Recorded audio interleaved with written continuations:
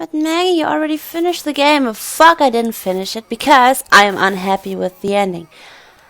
I read about it and I know that there are 3 endings. The bad one, the normal one, and the good one. And we got the normal one, which totally sucked, and I'm happy about it, and it bothers me, and that's why I will be playing again for the other 2 endings. The bad one and the good one. I swear to God, I already finished the game, as you can see here. I've already beaten the game, but it took me about 6 hours, and I recorded for 4 hours straight, but my program didn't record it, so I swear I really did. I wanted to upload everything, but I didn't manage that, so I need to check which one is which. I think this is... No, it's not. So it's this one. No, it can't be. Oof. Okay, nope. Fuck. Really? Ah! No, wait. What? Was it before or after?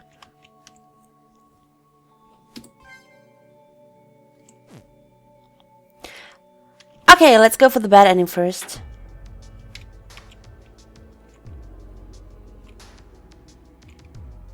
So for the bad ending, as you can see, I really did play through all of that again. So for the bad ending, what you are going to do is you play through the game the usual way. It doesn't matter.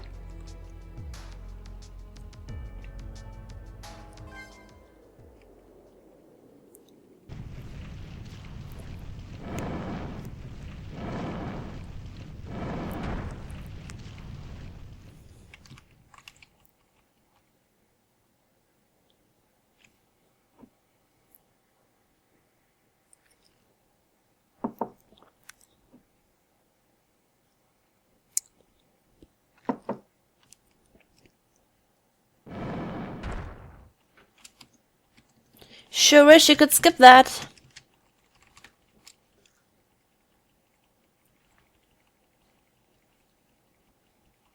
Show yourself. You hear me? You stupid bitch. Oh no.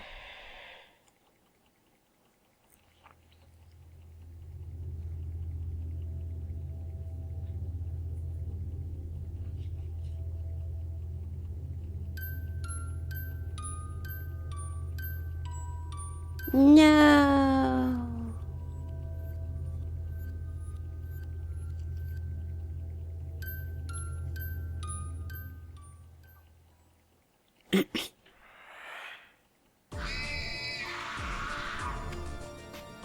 I like her screaming. That's me when I don't get my chocolate on special times in the month.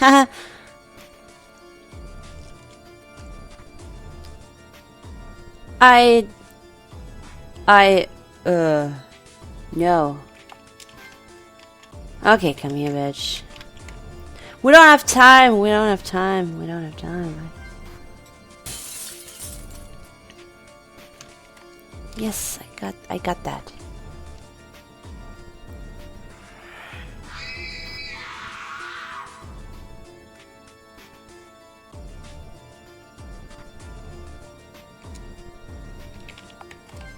You don't stab Serena, because if you do stab Serena, you die. So do not do that. Bad idea.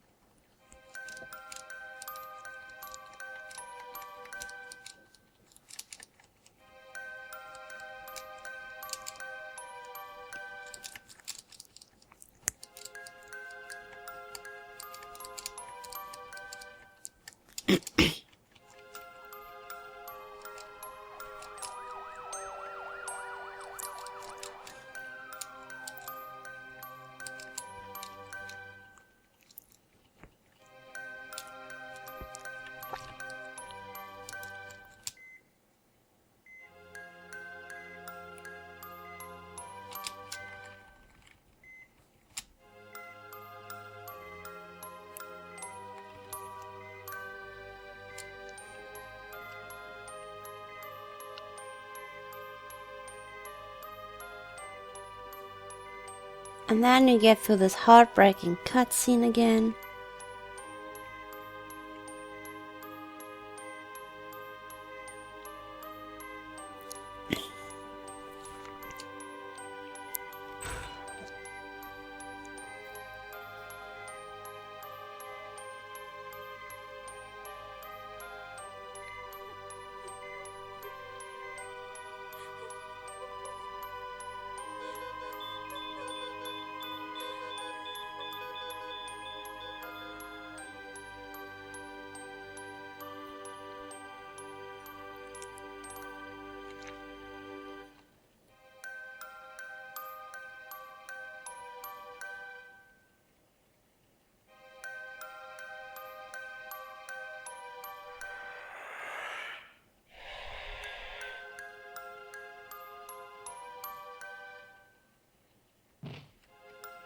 Thump.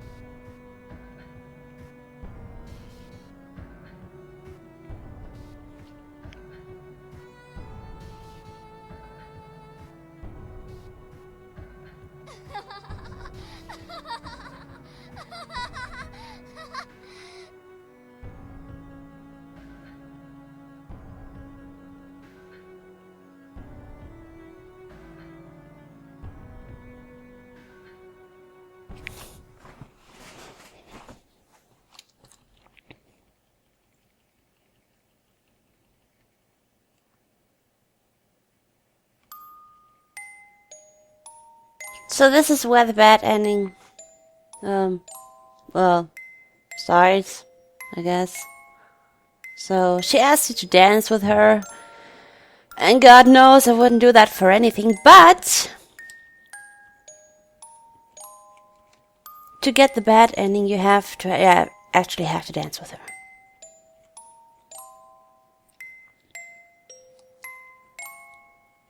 If Kat ever stops talking.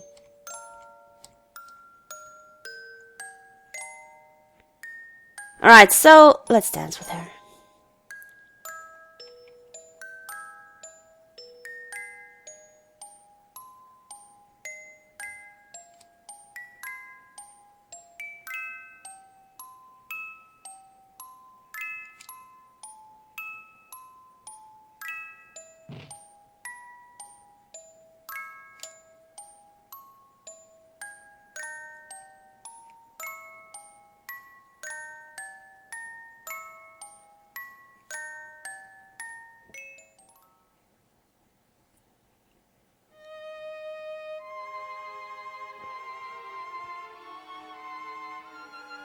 And so, with shaking hands, I dance with her. Her form is fragile and her steps timid. I have to hold her close to support her weight. But Dolores never seems to mind. In fact, she seems elated, as if drifting away into a dream. As if nothing else in her world even mattered.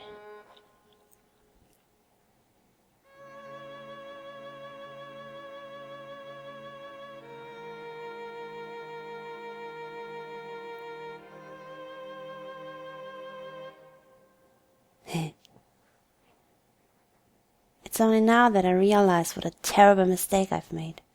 Really, just now? Just now, really? That late? Ah, it's so beautiful again!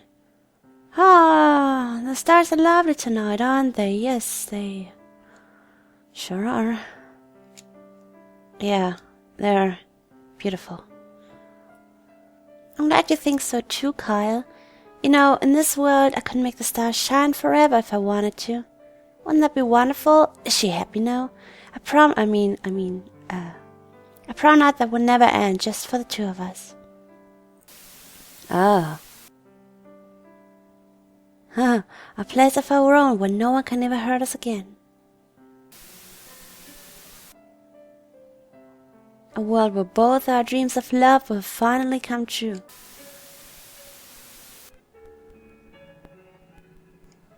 And I would never be alone again, because you'd always be here right by my side, won't you?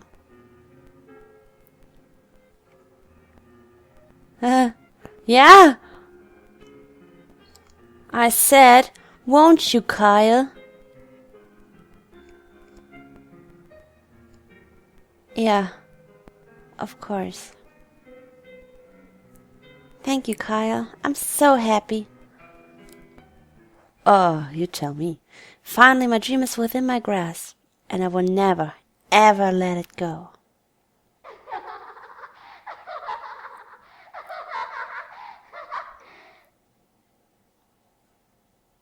I have to admit, this is actually a more normal ending than the normal ending was for me.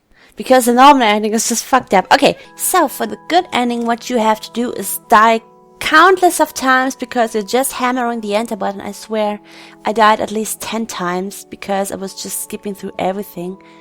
I was so mad because I didn't save pretty often, so that's maybe because it took me like 6 hours again. But what you have to do for the good ending besides dying is you have to get the pages of the mother's poem. You get them for a side quest which occurs each loop. So not each day, but each loop. So in the first loop, you have the first side quest, which if you do it, gives you the first page of the mother's poem. On the second loop, you get the second one. On the third loop, you get the third page. The fourth page is sitting inside the chest in Dolores' room. The reason we couldn't open it in the other playthrough, in my only playthrough I guess, is because we didn't collect the first 3 pages of the mother's poem. And that is also the reason why we couldn't enter the chapel where Dolores' mother is sitting. Now, I skipped through everything. Apparently I saved after that, which is a bit dumb now, but Dolores' mother, I can try to explain you. Dolores' mother was dying of cancer, and she also made the pact with Moloch, which allowed her to, well, stay with her daughter after she died. And, but since Dolores went psycho-bonkers crazy, she couldn't really reach her daughter anymore. And the mother's poem was pieces her mother left for her. Well, so that shouldn't happen. And the only reason we can't actually go into the chapel now is because only, well, pure-hearted people can go in there. And because we helped out people during the side quest, she found us worthy enough to get the mother's poem pages and get into the chapel and yada yada yada. Stuff like that. Very emotional, very long cutscene. But this is what you do to get the good ending. And now we will confront Dolores. It's too bad I skipped over the whole cutscene. I don't know why I did that. I guess I was just annoyed from dying all the time. Really, I died at the quiz, I died at the fucking art room, I died at the boxes, I died everywhere, because I was just smashing the enter key. It was horrible. So yeah, again, to get the good ending, you have to get all 4 pages of the mother's poem. And if you skip one, you can actually get it another day. So if you get the first, skip the second, you can't get the third. So you have to get them all each day. You still don't dance, you don't dance for them with her. So now, in the normal ending on the first playthrough, we only had 2 choices to make, and now we have a third one, which is required to pick if you want the good ending. So, this is important.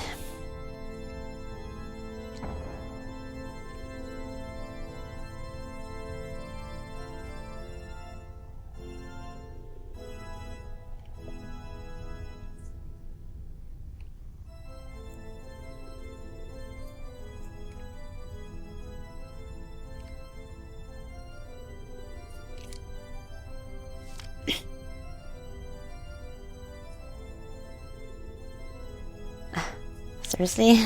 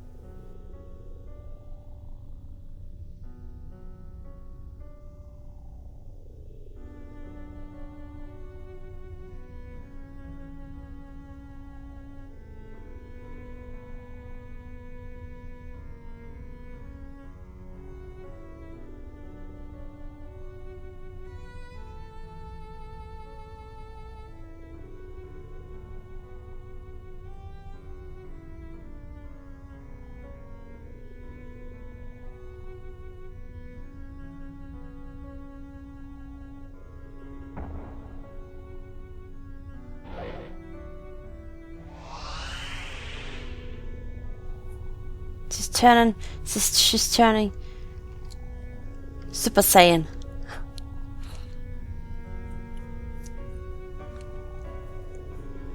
I know, my love, that I may be to blame, for leaving you behind has been my greatest shame. Perhaps I wonder, if I had been there, could I have taken your sorrows as mine to bear?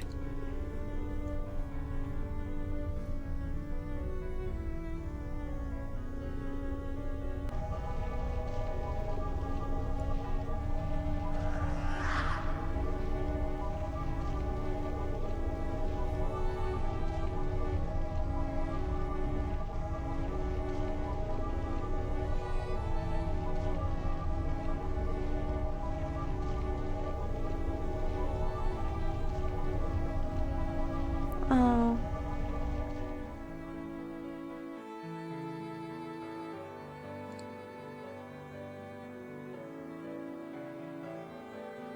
Despite all this bloodshed, I love you no less, my blessed little blossom, my beautiful Dolores.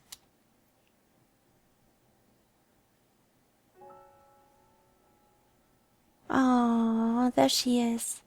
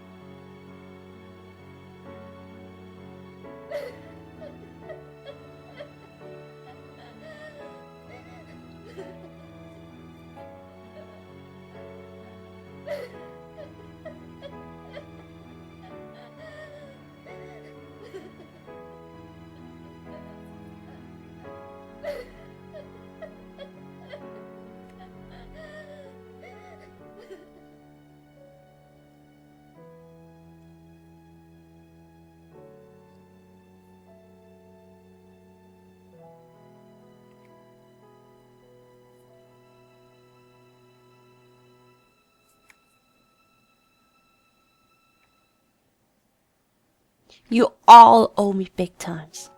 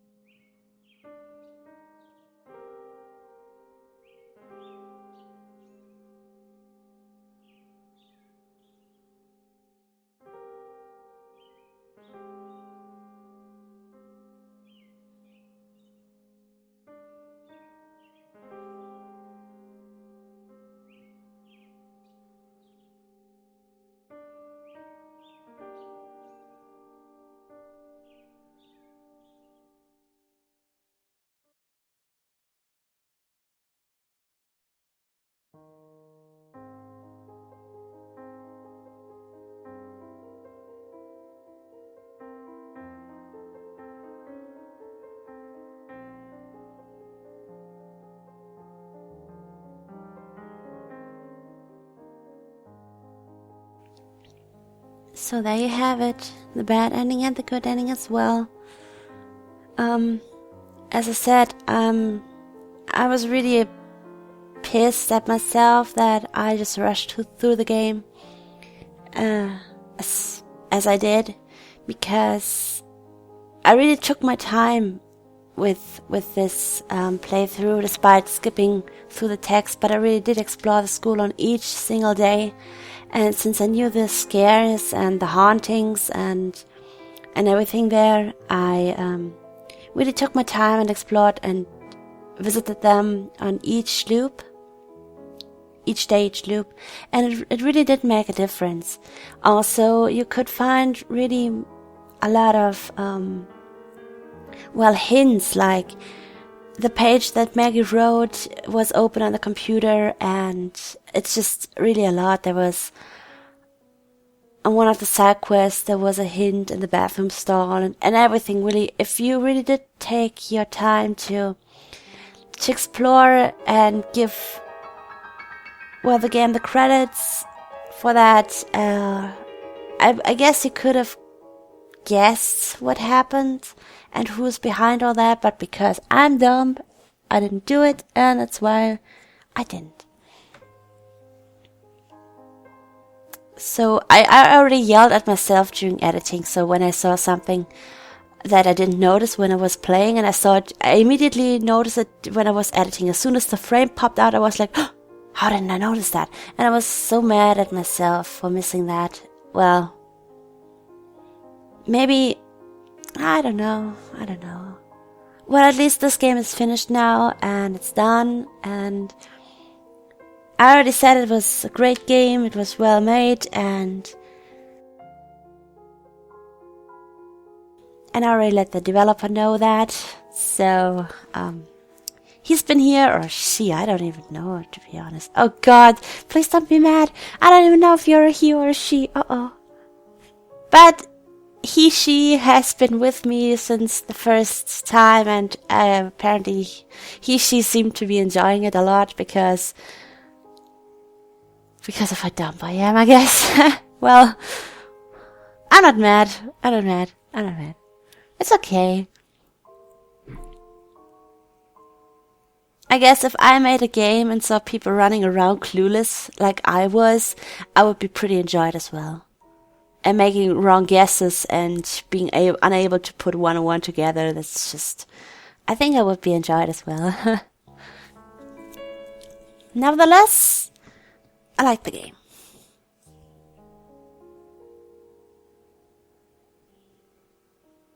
I know people like horror games or watch other people playing horror games because of the scares and the horror and the reactions, but for me, I actually like, well, put atmosphere over jump scares in horror games. It just makes it so much better. Yay, we did what? Oh my god, what is this?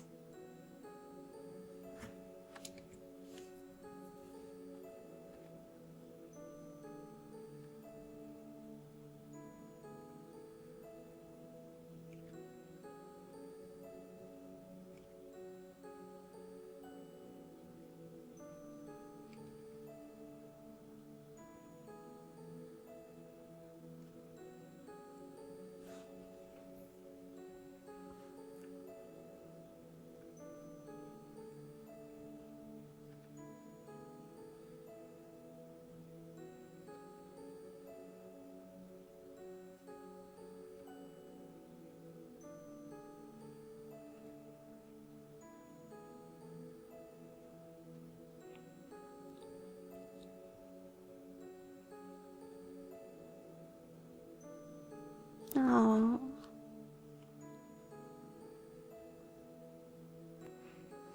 The good ending, the bittersweet dream.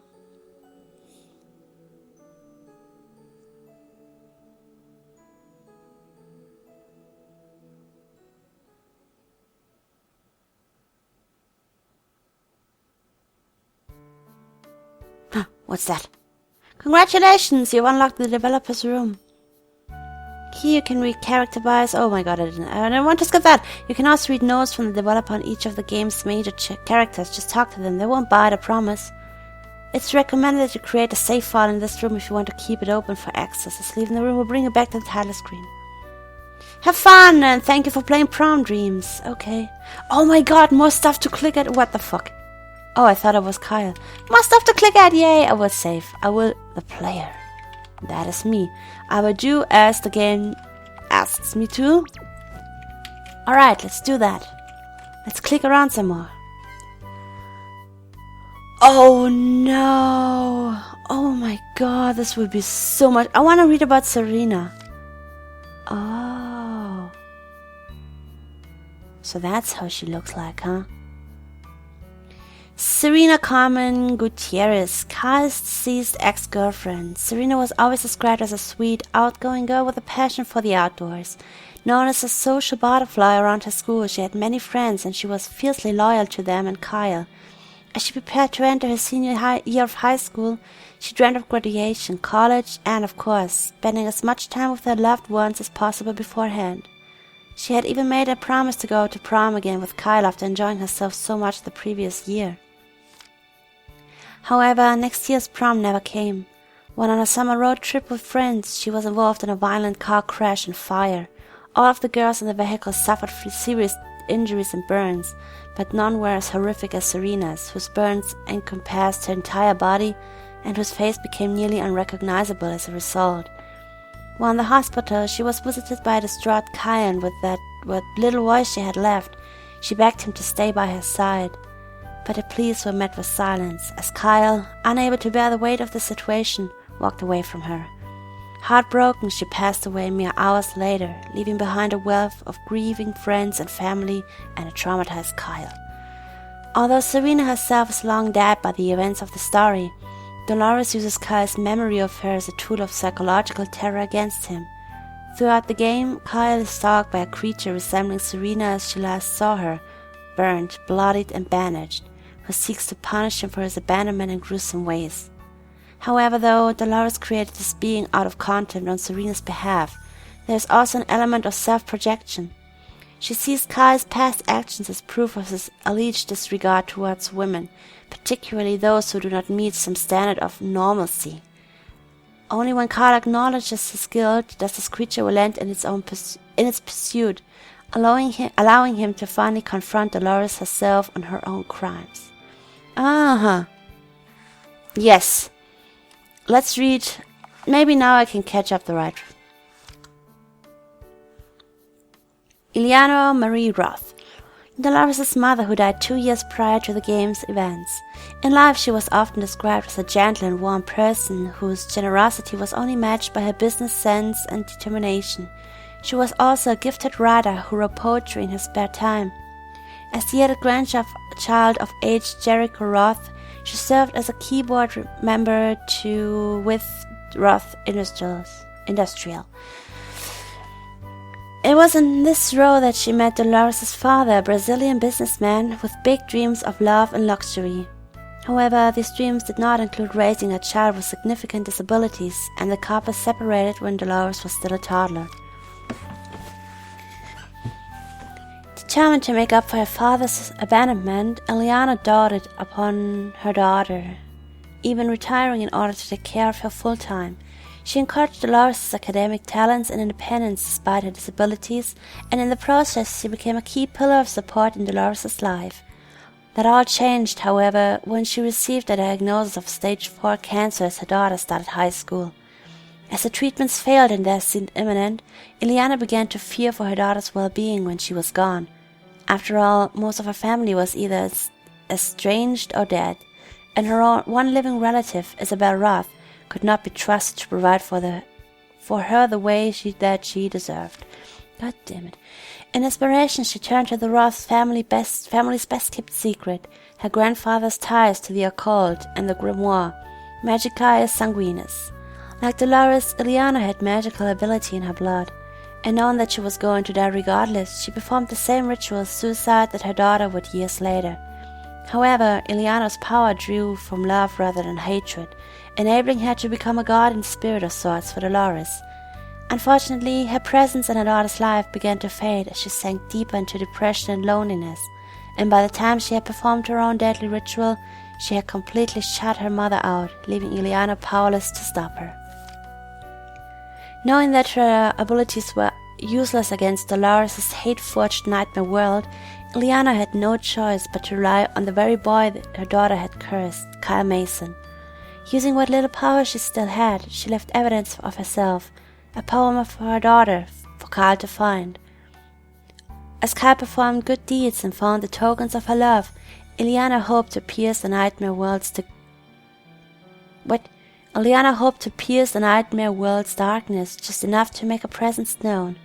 However, it would have to be Kyle, whom Dolores still held a sliver of longing for, who would fully reopen her heart to her mother's presence. In the good ending, Kyle is successful in doing this, and Ileana is finally able to convince her daughter to stop her senseless bloodshed. Then, unable to go to heaven or hell, she stays with Dolores as they wander the earth together. Oh, Joel. Dolores Apollonia Roth, okay. The ultimate antagonist of the story. Prior to the events of the game, Dolores was the last living descendant of H. Jericho Roth, founder of the multi-billion-dollar energy giant Roth Industrial. While she was known for her intellectual giftedness and was a clear candidate for St. Giles' valedictorian honor, she was extremely withdrawn from her fellow students. She was usually described as kind-hearted, creative, but lonely. She also had a difficult time letting go of bitterness, something which would ultimately contribute to her dark descent. Despite her family's wealth and power, Dolores had experienced a number of struggles throughout her life. Born with a form of cerebral palsy that left her barely able to walk or perform menial motor tasks, Dolores experienced rejection and ostracization. What is that? What kind of word is that? Ostracization. I've never seen that before. What? From a very young age. Starting with her father's abandonment and continuing through her high school years. When her mother Eleanor, the only person who had consistently given her love and affection, succumbed to cancer during Dolores' sophomore year, she was placed under the care of her aunt Isabel, who had married into the family via Eleanor's deceased young brother. Oh, okay.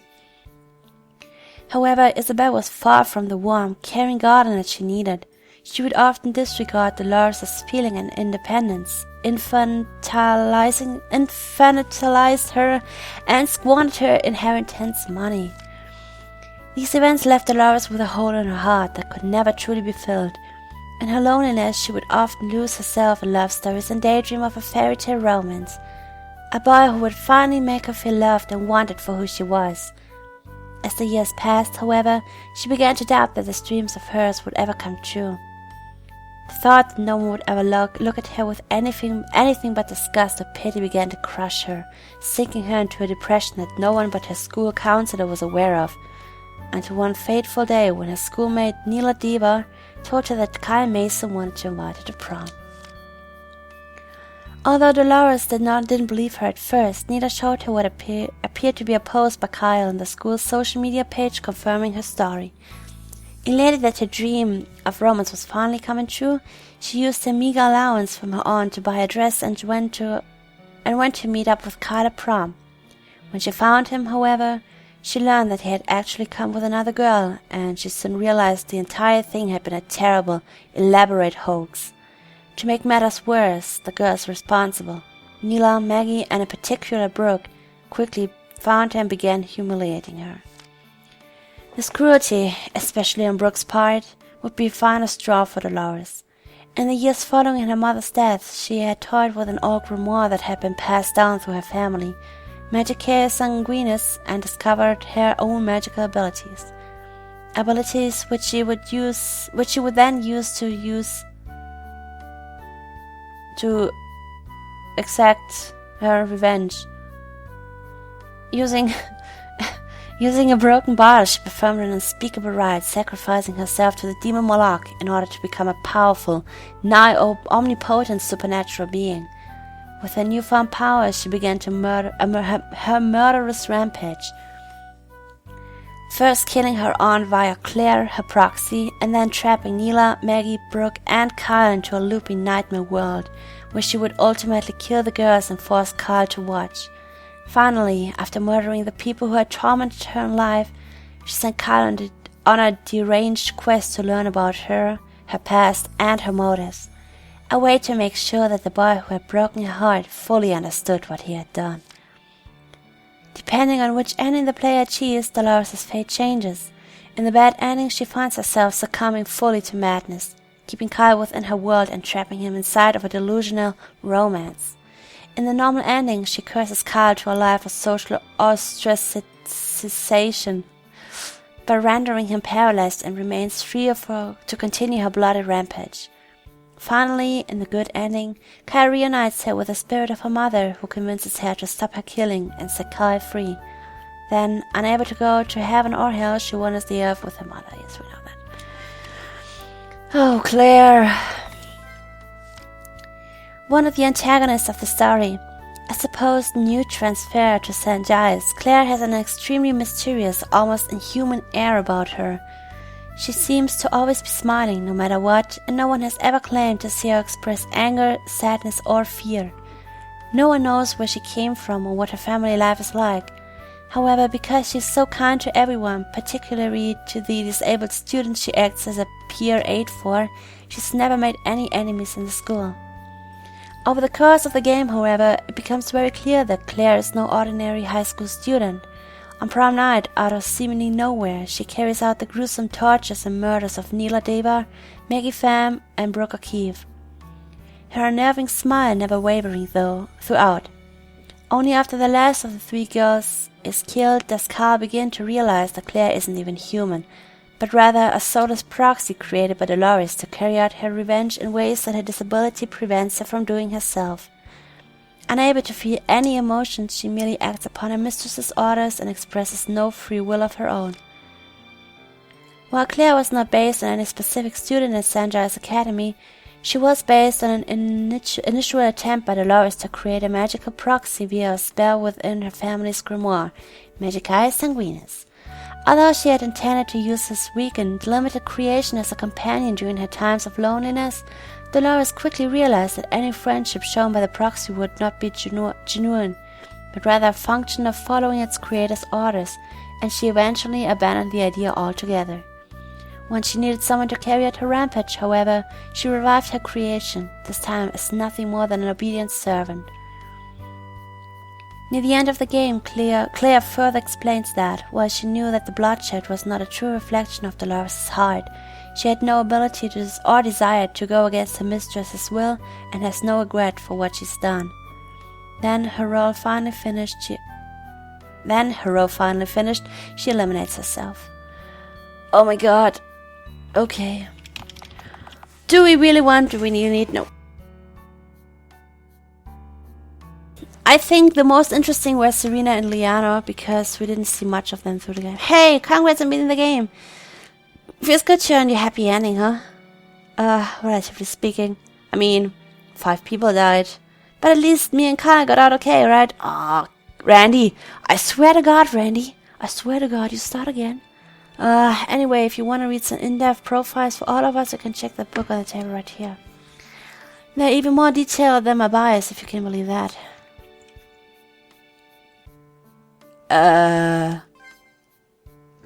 Not much to say about Randy, other than that he came about as a result of brainstorming ways to make prom dreams a little more user-friendly. He basically served as an exposition fairy and guide, and he totally sucks, and wow, shut up Randy, giving the players hints in case they got stuck. In the final loop of the game, the Nightmare School, he was replaced by Dolores, who would give the player hints contingent on getting a game over. Though she's not nearly as friendly about it, lol. Also, Randy is the only major character who does not die a horrible death or experience unimaginable trauma. Hooray! Yay! Good for you, Randy! Unless you count your best friend being involved in a mass ritualistic killing as a trauma. Oops. Also, his favorite food is chicken spaghetti. Chicken spaghetti! What the hell? I knew you were a freak. Who the hell eats chicken spaghetti? What is that? What the fuck? There aren't enough words in this world that can express my gratitude for what you've done. Oh boy, yes. You're welcome. Now, if you excuse me, I'm going to have a few words with my daughter regarding the dangers of black magic. Our mother's work is never over, it seems, not even in death. Ileana was the last character to be created prior to the game's development, mainly because I needed a way to make a good ending possible. The idea for Dolores' mother to be her saving grace was inspired by how my own mother helped me through some of my tougher moments in high school. Yes, isn't that right? Aren't moms just amazing? Thanks, Mom. Sorry I'm disappointing you by making violent, scary games with bad words in it, lol. I also didn't want to inadvertently reward Dolores' evil actions with the romance she wanted for her happy ending. That's why it was safe for the bad ending. So I made it to where she got some form of comfort and forgiveness to her mother instead. That, I feel, was a more appropriately bittersweet conclusion. Also, with Claire's theme was the first to be composed. I love Claire's theme, it's so good, I really love it. Ileana's theme, or Mother's Tears, was the first character theme to be completed. It actually went through a couple of versions before I settled on one that I liked. A very crappy piano solo which would be reworked into the song Remembrance. Then a prototype of the current version without the bass line, and finally the version you hear in the game. In hindsight, it actually reminds me a lot of an Ice Level theme, or maybe something by Yanni. Also I like Shaker Bells. Crab cakes. My mom loves crab cakes too. Oh, hello there. I do hope you enjoyed yourself while playing this game. And by enjoyed yourself, I mean experience unimaginable fear and impending doom over your complete inability to save anyone. But oh, what is it you humans say? Same difference, right? Yes. Ah yes, Claire, the red herring, yeah. Well, kind of. She's supposed to give off a mysterious transfer student vibe, with plenty of foreshadowing as to her non-human nature. For real, check out her eyes. Like Dolores and Ileana in the spirit forms, she has no pupils. Oh, they don't? I didn't notice that, I think. Oh god, I'm so bad. Sharp-eyed players will catch a hint here or there that she's not the ultimate villain of the story she's naturally made out to be. I'm not a sharp-eyed player, particularly when she and Dolores are together. Check them out if you decide to replay the game. Also, Claire's theme song, Seven Hearts, which I love, was the very first song I composed for the game, even before the main theme. However, I didn't actually complete the track until a few months later, since I wasn't sure what to do once I had transcribed the piano part. It was when I realized I had a great violin sound bank. I could use that I got around to finish it.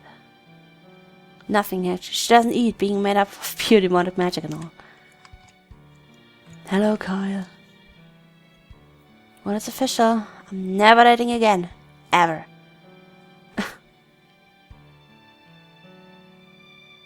Hey, don't look at me like that. It's just root beer, I swear. If Kyle seemed to you like a typical generic harem game protagonist, it's because that's exactly what he was meant to be. Because Prom Dreams is supposed to be a subversion of your typical high school dating sim, I wanted Kyle to play the role of the archetypal, God, what are those words? Dating sim hero, who was unexpectedly thrown into a nightmare scenario.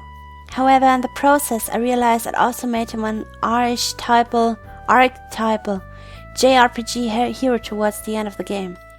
Chronic hero syndrome, nice dude syndrome, determination in the face of unimaginable odds, etc. He's also a lot more genre savvy than I originally intended him to be. But let's be honest, who likes a stupid horror protagonist anyway? Aren't horror game protagonists stupid in the first case? I mean, they go into haunted houses and knock at doors and scream through halls. I mean, what the hell? Also, I realized early on in development how much he looked like Kota from... Right! I knew I saw him once before. I knew it. I didn't get it. Kota, yes, from the manga anime Elfen Lied. Damn it, I knew he looks familiar. And how he even played a similar role in the story, so I guess that makes Dolores Lucy. Finally, I know what your horror game fans are probably thinking. No, he's not related to Harry Mason, but the homage was intentional. Sausage pizza. Ugh. Oh, really, dude? Oh, I don't like you as much anymore. Sausage pizza, I don't know. I don't know who eats that. Oh, I tried it once and it's just so... Ugh. Yes, I wanna hear. Yes. I love it so much.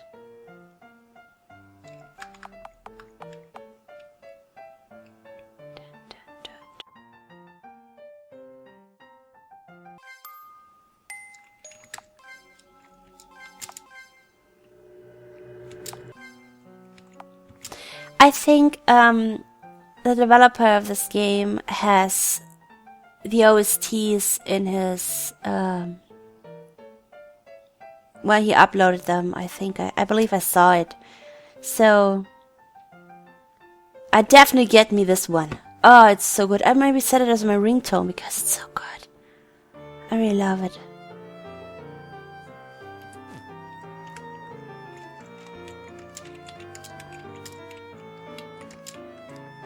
Prom Dreams Compendium. Wait. No. I got that. Pretty good. Picture gallery, yes!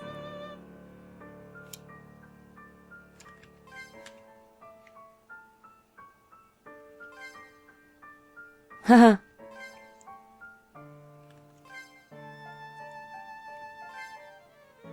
Yeah, so here you see everything I probably missed, like the puzzles and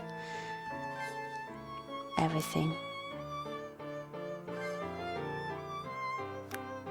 Holy fuck, I didn't see that. Holy shit. Where does this happen?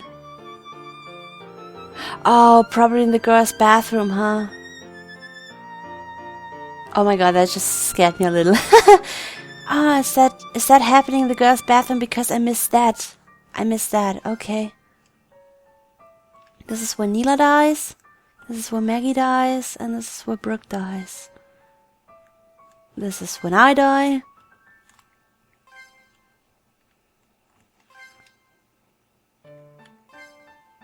I didn't check the bathroom. Ah, okay. This is when yes. Oh, that's it. Oh my god, I missed one. What? I thought I've checked everything. Okay, Brooke. So this is where fictional characters go, they die, huh? It's not exactly the pearly gates, is it? How droll. However, if you want to listen to the game's background music, you can check the piano right over here. Shut up, Brooke. No, I care about Brooke. Brooke sucks. Excuse me, but do you happen to know where we are exactly? Naraka? I mean, hell, is it? No way, it can't possibly be hell. It's way too nice looking. Plus, if we were in hell, I wouldn't have my tongue back, would I?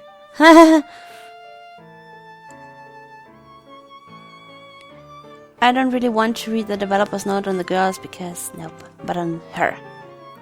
If it's an apology you're looking for, don't hold your breath. I'm not ready to give one just yet. That said, it was fun while it lasted being the villain and all. I mean, if you're going to have a total mental breakdown and make the worst possible choices, you might as well do it in style. Go big or go home, right? Don't tell my mama said that. Yes. I'm going to admit a lot of Dolores' backstory and motivations were loosely, very loosely inspired by my own experience of being bullied in high school. Oh no. We all have been bullied, right? Without going into detail, she's basically a highly exaggerated representation of the alienation and resentment I felt. And I kind of wanted her to serve as a warning against letting those negative emotions get the better of you. If you wanted to say, Prom Dreams had a moral anyway. Now, with the heavy stuff out of the way, I actually had a lot of fun writing Dolores as the mad, evil mastermind. The more I wrote her lines, the more I realized what a drama queen I'd made her, lol. I guess I can justify it by saying that her mother was a poet, and that the gift of word and wit runs through her family. Speaking of which, she's totally the type of person who'd write schmaltzy fanfiction, just saying. Finally, Dolores' second theme song, Queen of Broken Hearts, was heavily inspired by the works of Emily Autumn. The percussion is a bit more Akio Yamaoka than Emily, though. I had even written a distorted violin part for the song in a similar style, but the end result made the song too chaotic sounding, so I sadly had to exit. Oh well. Club sandwiches. Sandwiches. I love me some sandwiches. Did that book just move? No, it did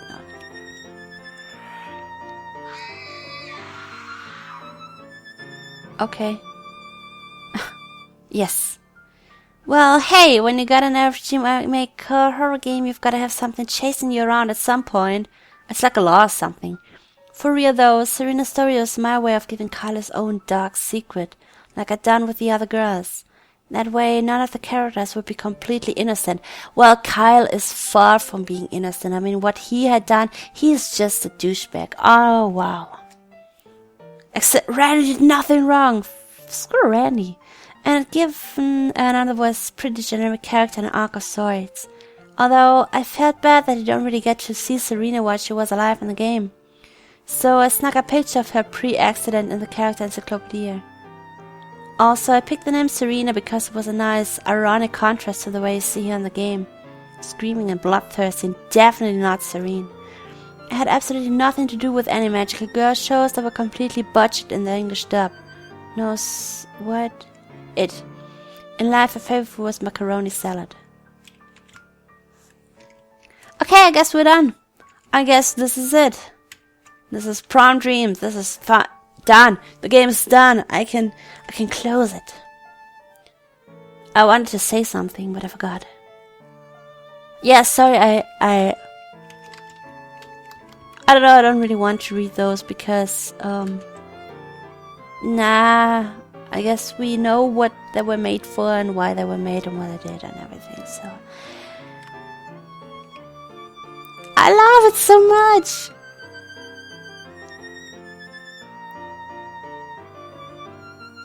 Okay, anyway, so here you have it, a whole all the endings and the developer's room. So now I can finally say thank you for watching, thank you game creator for creating this game. I don't remember your name, I'm so bad with names and birth dates, so please don't hate me for that.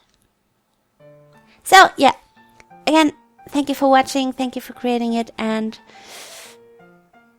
I hope you enjoyed this thrown together video of mine just now as well. I already picked the next game, so see you there. Bye!